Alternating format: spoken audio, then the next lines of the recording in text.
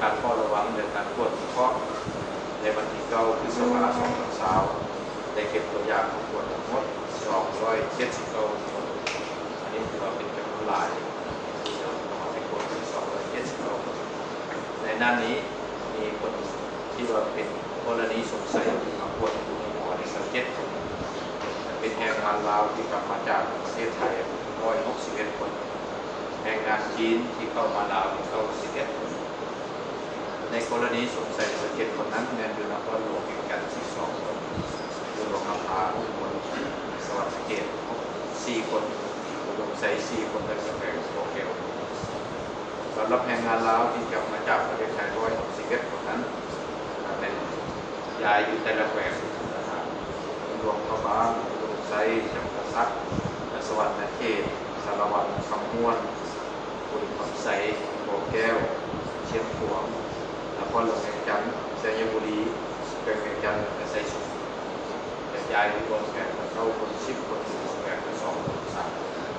ในขอบเขต2 เขตแต่ว่าบางภาคอาจารย์ของสภาพคนทั้งหมดในจำนวน279 คนนั้นที่พวกเขาเก็บตัวอย่างมาตรวจนะครับใช้แรงงานลาวแรงงานจีนเข้ามานั้นคือว่าพวกเสื้อย้ำอีกว่าในวันที่9 พฤษภาคมนี้หมายความว่าพวกที่เสื้อใหม่รวมทั้งแรงงานลาวที่เข้ามาแรงงานจีนที่เข้ามาและกับพวกที่สงสัยภายในของ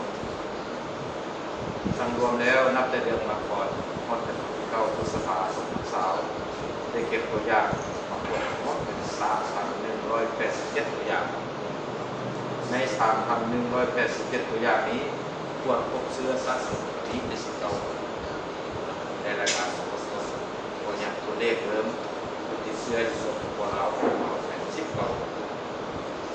แต่มาฮอดมื้อนี้ถือว่า28 มื้อแล้วที่ว่าเราพบผู้ติดเชื้อในประเทศของเราเว้นระยะว่างได้28 มื้อแล้วสมัยก็ถึงการติดตามคนเจ็บของหมอเมื่อวานนี้ก็ได้รายงานข่าวดีให้บรรดาท่านแล้ว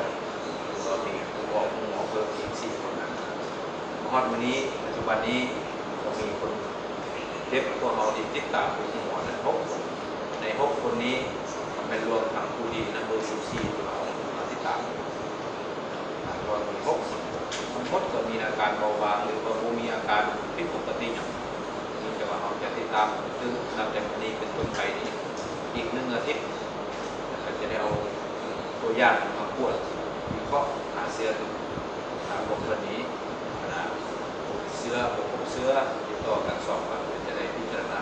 เอาเชื้อลึกเพื่อไปจำกัดบริเวณประมาณ14 วันกรณีคนเจ็บที่มีจุดประสงค์อยากไปอยู่ตัวอยู่ประเทศเพื่อนบ้านนั้นแม้จะปักที่ไหนอันนี้ขอแนะนำบรรดาท่านว่าต้องมีแจ้งการของเจ้าแขวงหนองคายแจ้งออกมาให้พวกเขาทราบว่าผู้ที่จะต้องการจะไปปิดหัวแบบต่อเนื่อง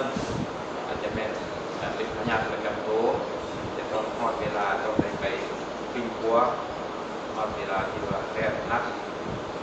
อันนี้นี่บรรดาท่านสามารถไปได้แต่อันสำคัญเป็นว่าเพื่อนห้ามบ่ให้เอารถส่วนตัวไป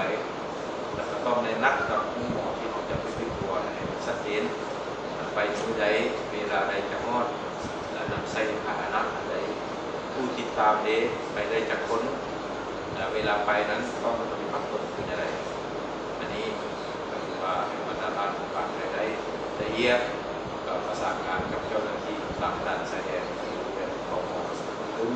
เพื่อทำให้สะดวกและก็เห็นในการปิดตัวบรรดาท่านลักษณะตัวแบบ